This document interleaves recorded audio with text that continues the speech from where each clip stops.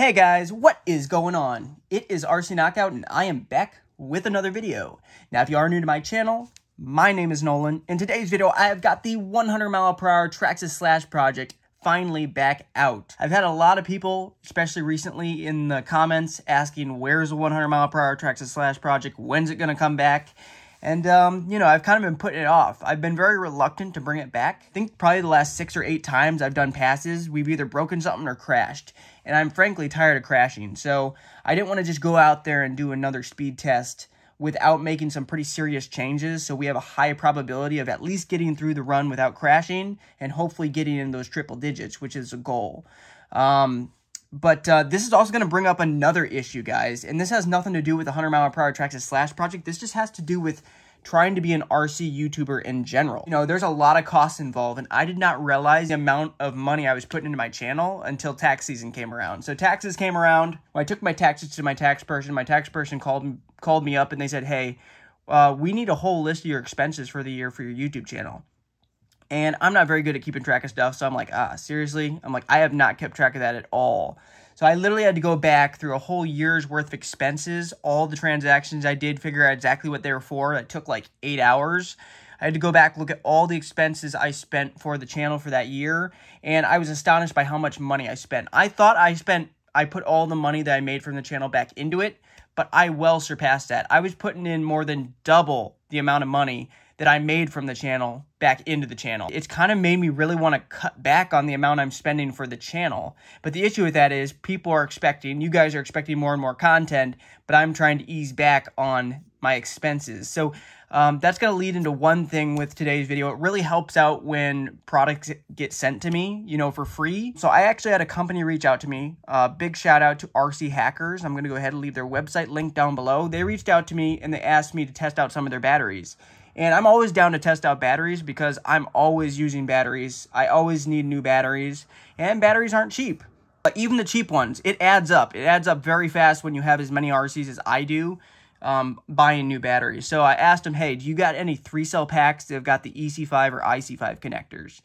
And they said, you know what? We do. So they actually went and they sent me a couple of these packs to try out. They are 5200 milliamp ADC discharge rate packs. I think the brand, it says right there actually on them, it says RcHackers. I don't know if you can read that. So I'm going to leave this battery linked down below as well as their site. So go check them out if you're interested. I know I've yet to test them, but hopefully they'll be pretty good. They are hard-cased 3-cell EC5 connectors. They sent me 2 of them. That really helps when companies send you stuff. So then I didn't need to buy these batteries because up until this point, I've been running a single 6S pack in this machine. And there's been quite a few people in the comments saying, hey, Nolan, you need to switch up that pack and get 2 3S packs and even out the weight on this machine because one heavy 6S pack on one side, people are saying that to make it super unbalanced, which they're very well probably right. So I'm fortunate that I had a company reach out to me and they sent me 2 3S packs so then we can plop one down on each side. That'll hopefully help balance this car out a little bit more. But there's also quite a few other things I feel like I need to change before we make another pass, just so we can get a good pass in and not crash. So if you watch the most recent video, I tried running this in pretty high winds. Bad idea. We crashed this thing pretty bad, and we didn't even set a personal best. I think the highest, this by the way, is the Proline Supersonic body. So it's like a Bugatti Chiron speed body for the Traxxas Slash. And I think the most I've gotten is like 70 or 72 with this body. The fastest we've done with the 100mph Traxxas Slash Project up to this point is 87 or 88 we did. And that was still running a Traxxas Slash body. So we actually went down after putting this body on, which was surprising because I thought with this body we'd cut through the air, but maybe it's just the day I picked. But I've done 2 runs now with this body, and both times it was kind of a bust. But my goal is to keep on pushing forward and pursuing the 100mph goal, running this body. I'm going to actually take the body off, show you what's going on, because this body sustained quite a bit of damage in the last run. And, talking about cutting back on cost, I'm not going to replace the body. I mean, it makes sense to replace the body, but at the same time, there's a high probability we will crash it again, and I'm not going to fix the body, even though the body has seen better days. So in the last video, I tried Gorilla Gluing this somewhat back together. It cracked. We got in one pretty bad crash. It cracked right here. it broke out a huge chunk of the Lexan right here. So I literally Gorilla Taped in a piece. So it kind of is rocking an eye patch right here. And that's what we're going to be rocking going forward. So if you don't like it, too bad, because I'm not buying another body. So I taped this in because there's a ginormous hole right in there, and we can't have that. And then on this side, it cracked the body, so I Gorilla Taped it. So I did a bunch of Gorilla Taping and Gorilla Gluing to cover up all the spots that it broke through. And there's a little bit of road rash on this body.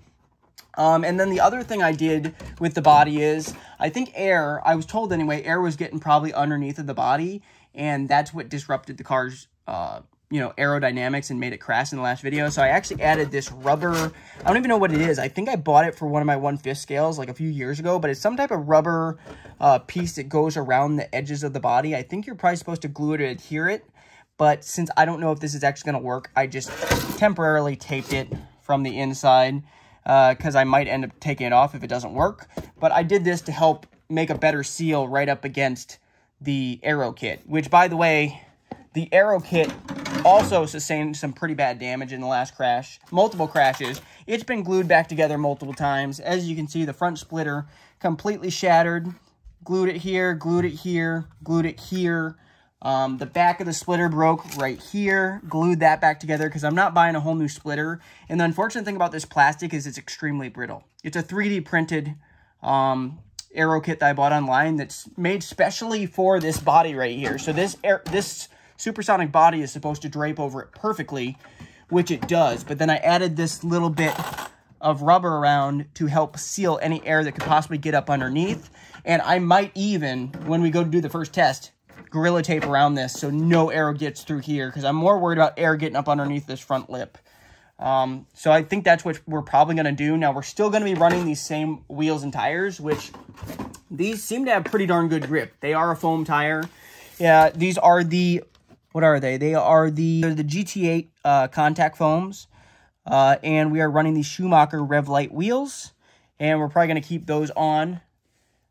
Still running the 2200 kV motor that came out of an Axial Yeti XL. 34 tooth pinion, 54 tooth spur gear, running the Traxxas Haas center diff in this machine. This started out as the 100-mile-per-hour Traxxas Slash Project actually started out as a Traxxas Slash 4x4 Ultimate. It's the very first machine I ever bought. Probably back in 2015. So lots of stuff has changed. Now it's become a full-blown speed car, speed build. We were running the Spectrum Firma 6S capable ESC in here, which is why I needed IC5 or EC5 connectors to work with these connectors on this Spectrum Firma 150 amp ESC. So then we can put a 3S on either side of this battery tray. I'm trying to think what else we need to do before the next run. Oh yeah, the other change I want to make more comes down to just distance, because we're running out of distance with the Traxxas transmitter and receiver. And by the way, I'm still going to be running on the same road, which the road that I have been using is not ideal, but it's within a few miles of my house, and it's about all I have that's close. I've been scoping out places, guys, because you know I travel for work, and I've found a lot of cool places like in my travels, but I want a consistent spot that I can go to. So not just some place where I can stop and do a run when I'm on my travels. And ideally, I don't want to crash it in some random place and then not be able to find pieces. So at least if I crash it at my close site, I can go back later and look for pieces. Because I've lost quite a few pieces of the RCs too in those crashes. Because it's a road in the country. When I crash, a lot of times it ends up in the ditch. The weeds are very high in the ditch. Hard to find any pieces that break off. I was very fortunate I even found all the pieces of the splitter the last time it broke. You know, I'm going to be running at the exact same location, which we have plenty of distance, but it's not the flattest road. I mean, it's pretty straight road. It has a little bit of bumps to it. It's not perfect, but it's about the best I have close to me. But we need more distance. And in order to get more distance, we're going to have to swap out that transmitter and receiver, which is why I bought this right here. Now, this right here is the Futaba 3PRKA transmitter and receiver. And I know from my experience with Futaba, I run Futaba in all my 1/5 scales. They have like the best distance of any brand of radio system. They have by far the furthest distance. So my hope is we gain some distance with this, which means if we gain distance, we'll have more time to get up to that 100-mile-per-hour mark before I either lose range or have to get on the brakes. And another thing I want to do is, I don't know if I'm just going to take the receiver out of this package and then use one of my other Futaba digital transmitters, because I'm trying to figure out, because a few things I want to do for sure. I want to turn down the steering, like, I don't know if it'd be the proportions, the steering, what's it called? The steering rate. I want to turn down the steering rate, because the thing I noticed, especially when I'm trying to control one-handed, is at those high speeds, even if I twitch steering wheel just a little bit, the thing's all over the place. So I really want to kind of numb the steering down as much as possible, so little inputs don't make a ton of difference, because I'm just trying to keep it as straight as possible, and I've had struggles with doing that. I want to say this is like 80 or 90 bucks for this. I don't think there's anything else right now that I plan on doing before the next run. I think I have it pretty well set what I want to do once I get this transmitter and receiver put in. And like I said, I might tape up the body. Like when we actually go to do the run, I'll probably tape up this front, so it's like basically tape right to the splitter, maybe even along the sides too. And hopefully we can get up to that 100 mile per hour mark, because that's really the goal, guys. All you guys that, you know, hit that like button really shows your support of the channel. Everybody that watches the ads, that really helps, because, you know, the little bit of money I do make from YouTube, that's how I get it. And YouTube is starting to cost a lot. It's costing me a lot more than I thought. Like, I do this for fun. It's not really a money-making thing. If I can get up to that point one day, awesome. That would be great. And, you know, I really need your guys' support if I'm ever going to do that. But for now, I'm just doing it for fun. And, you know, I'm just putting a lot of money into it, which I put a lot of money into RC well before I had the channel. But I just didn't realize once I was making money from the channel that I was still putting in as much as I have been. So I really need to dial it back where the channel's basically self-sufficient, where all the money that I make from the ads and everything. And then actually, hopefully, guys, here's another idea I have. Going forward, as the channel grows, my hope is to maybe even sell merchandise at some point. If I can sell merchandise, let me know in the comments if any of you guys would be interested in purchasing some merchandise. It's probably stuff like shirts or hats and stuff. I'd probably outsource it, because I don't think that's something I'd probably ship from where I live. I'd probably have another company ship it out. So I'd probably just get some stuff with, you know, my logo, which, by the way, I also might change up my logo, because I've been running that logo for like the last 3 or 4 years, and it's something I just made in my free time. And it doesn't even look very good. So I'd like to have like an actual graphic company or something. Like, I want to reach out to somebody and have them actually make me like a legit professional logo for RC Knockout. I just don't know what I want it to look like. Because then if we can get a good looking logo, then I can put it on some merch, on some shirts, on some hats, hopefully sell that, and hopefully some of you guys out there will at least purchase it. And then that'll be another revenue source for the channel. Because ads just isn't quite cutting it for the stuff I'm trying to do. So if I want to keep on doing as many projects and upgrades as I'm doing, I'm going to have to figure out some other way of making money. Also, I thought about, if I get big enough, maybe doing giveaways, like picking up, you know, a cheap ready-to-run car, maybe not even a cheap one, like let's say like an entry-level Traxxas Slash or a Traxxas Stampede or something, and then doing a giveaway with it. Like, you know, if you buy like a few dollars worth of merchandise, that gives you a, you know, one entry into a giveaway for that machine. So basically, that would be an incentive for people to buy if I'm giving away a machine at the end, you know, because I see channels like automotive channels like Street Speed 717. That's a big channel that I enjoy watching. He does a ton of giveaways that I participate in. I'm always wearing his merch, actually. Never won anything, but you never know, maybe one day. But yeah, I thought maybe doing something like that, that'd be a cool way to, you know, get a little bit more revenue for the channel. Just let me know what you guys think down below. This is kind of thinking ahead, because I don't know how far ahead this is, months in the next year. I don't know. We are growing, but, you know, I don't know. I feel like I've kind of rambled on at this point, guys, but, that's kind of where we're at with the 100 mile per hour Traxxas Slash Project. It will make its return hopefully pretty soon. I do need to find a day when it is not windy, or just try to find a day as least windy as possible. And then I think we're probably going to go for another top speed pass and hopefully reach that 100 mile per hour mark.